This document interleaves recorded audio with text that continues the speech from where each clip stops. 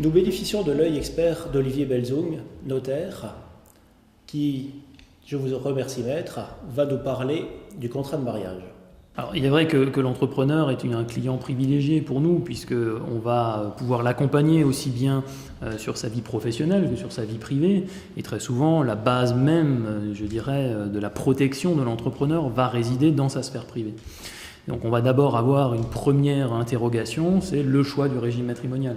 L'entrepreneur va peut-être venir nous consulter avant même, peut-être même d'avoir démarré son activité professionnelle, à la faveur d'un mariage, comment protéger le capital, comment protéger le conjoint, les enfants, la descendance à venir, tout évidemment en protégeant son activité professionnelle.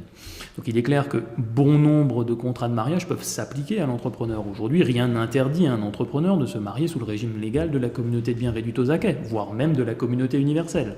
Mais les risques qui sont pris par l'entrepreneur et plus particulièrement par son conjoint, dans ce cas-là, en cas de faillite de l'entrepreneur, sont évidemment des risques qu'on ne peut pas se permettre de laisser prendre à nos clients.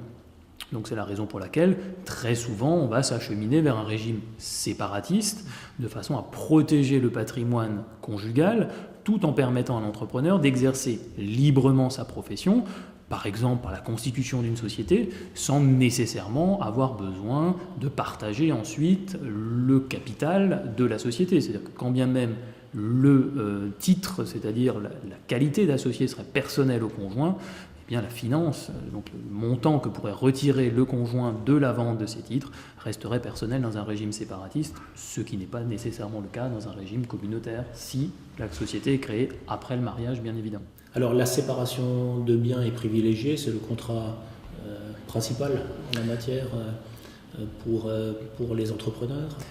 Maintenant, beaucoup ont déjà créé leur structure.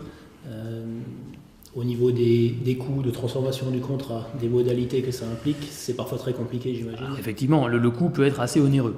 Si on commence, je dirais, par un contrat de séparation de biens, qui est sans doute le contrat le plus restrictif dans le panel que l'on peut avoir dans les choix de régimes matrimoniaux, passer d'un régime de séparation de biens à un régime communautaire, par exemple, lorsque l'entrepreneur va prendre sa retraite et que le risque de divorce ou de faillite s'éloigne, on va pouvoir dire passer dans un régime communautaire de façon à protéger davantage le conjoint survivant. On a protégé son activité professionnelle, à la retraite vient le temps de protéger son conjoint survivant.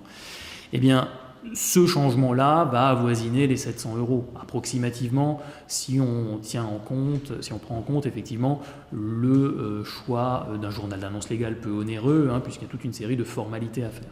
Par contre, en sens inverse, on ne fait pas de contrat de mariage, on va se marier parce qu'on veut se faire l'économie du contrat de mariage. Et puis, vient le moment où l'un des époux, parce que soit il est au chômage ou parce qu'il rencontre une difficulté professionnelle, décide de se mettre à son propre compte. Et alors là, on a deux types de cas. Soit on a l'époux qui est clairvoyant et qui vient voir son notaire avant d'ouvrir son entreprise et il dit « bon, écoutez, on va peut-être changer de contrat de mariage avant que le problème ne survienne d'une éventuelle faillite ou une difficulté financière, une cessation des paiements ». Dans ce cas-là, on peut effectivement changer de contrat de mariage, mais c'est un changement qui est extrêmement onéreux. À titre d'exemple, j'ai eu le cas à l'étude d'une personne exerçant une profession libérale qui voulait passer, après 2 années de mariage, d'une communauté de biens à un régime de séparation des biens. On avoisinait les 14 000 € pour un patrimoine qui n'était absolument pas extravagant, une résidence principale aux alentours des 200-300 000 €, un petit peu d'économie, des véhicules, et là on n'était que sur la phase notariale, puisqu'après on avait en plus des enfants mineurs, il fallait requérir l'homologation du juge aux affaires familiales. Donc effectivement, l'économie ab initio d'un contrat de mariage peut s'avérer désastreuse par la suite lorsqu'il faut revenir en arrière. Et donc en fait, au cours de la vie de l'entrepreneur, de la vie de l'entreprise, il y a moyen, et ça peut même être préconisé, de changer à plusieurs reprises de type de contrat. Tout à fait, mais de partir toujours du contrat de mariage le plus restrictif, c'est-à-dire de partir d'un régime séparatiste vers un régime communautaire, comme je l'expliquais tout à l'heure. C'est un changement qui n'est pas très onéreux. 700 € par rapport à 14 000, je pense que le choix est vite fait. Parce qu'effectivement, au passage, quand on passe d'un régime communautaire à un régime séparatiste, il faut partager la communauté. Il y a un droit de partage de 2,5% sur l'actif net qui est prélevé par l'administration fiscale. Mais effectivement, comme on va régulièrement chez le médecin, de temps en temps aller voir son notaire, vérifier si le montage qu'on a fait peut encore convenir à la situation patrimoniale, matrimoniale, évidemment, et le meilleur des conseils qu'on puisse donner aux clients. En fait, on va orienter nos clients. Très souvent, en fait, c'est dans une phase de création d'entreprise. Et donc, en fait, on peut un petit peu anticiper. Tout à fait. Mais en général, c'est pas forcément avant le mariage.